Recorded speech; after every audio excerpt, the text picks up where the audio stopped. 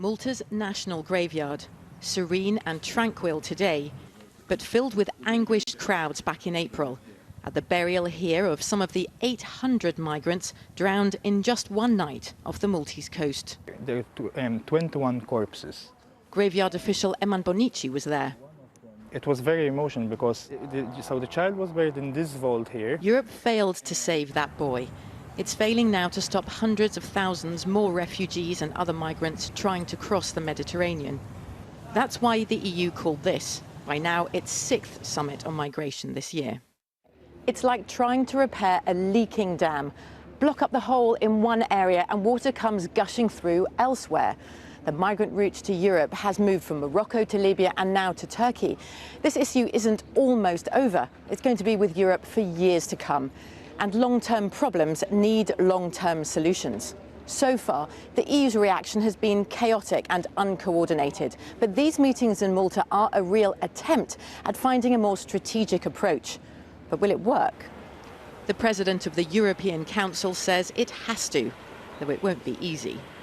We are under no illusions that we can improve the situation overnight, but we are committed to giving people alternatives to risking their lives. Here in Malta, the EU has been working with African leaders, asking them to crack down on people smugglers and offering cash to help improve life in African countries to make Europe less enticing. The response has been lukewarm.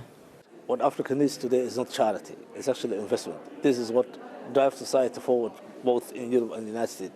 So Africa is no different. And when you talk about the investment, actually, 1.8 billion is not much. Today, the UK pledged a further £200 million for Africa to tackle the root causes of migration. Britain gives more overseas aid than any other European country. But EU partners complain of a lack of solidarity when it comes to dealing with asylum seekers already in Europe. Balkan countries are now managing to move migrants smoothly across borders. Successfully dealing with this crisis means European nations doing what they often find difficult, working together. Otherwise, the EU will continue to lose credibility on other continents and amongst its own people. Katya Adler, BBC News, Malta.